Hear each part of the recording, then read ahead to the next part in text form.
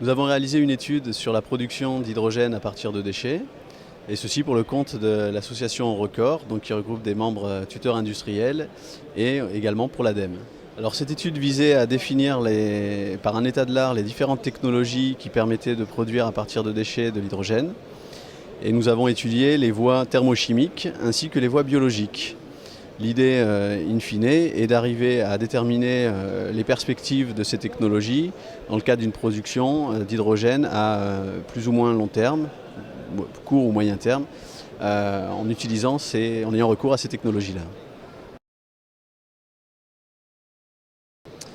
Donc, parmi les technologies qu'on a répertoriées, on a mis en évidence des technologies biologiques qui font appel à des micro-organismes et qui permettent la production d'hydrogène, soit par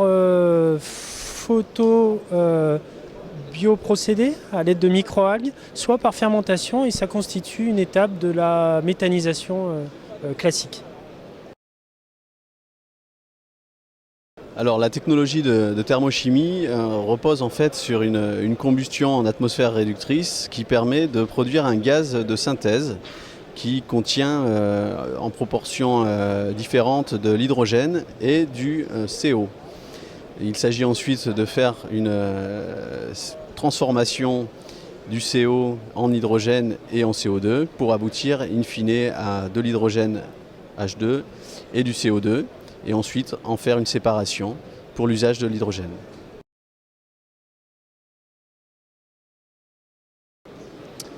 Au niveau des technologies biologiques, on est sur des niveaux de technologies qui sont encore à l'échelle pilote. Et donc on a des sauts technologiques à faire, on a certains verrous à lever avant d'arriver à des technologies matures. Donc là, il y a des prises de position à prendre pour développer ces technologies-là et pouvoir aboutir à des technologies matures et industrielles. Donc l'échelle de temps, on est sur du moyen terme quand même, on va dire. Sur les technologies de fermentation, peut-être 5 ans, tout dépendra des investissements actuels.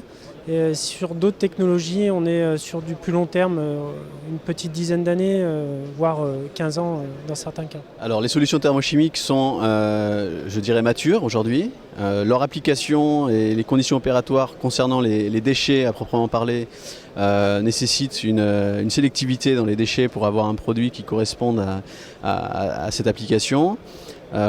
Pour autant, pour la biomasse brute, dirons-nous, donc le bois, les plaquettes, on peut imaginer cette application très rapidement, l'ensemble des technologies de séparation étant disponibles sur le marché.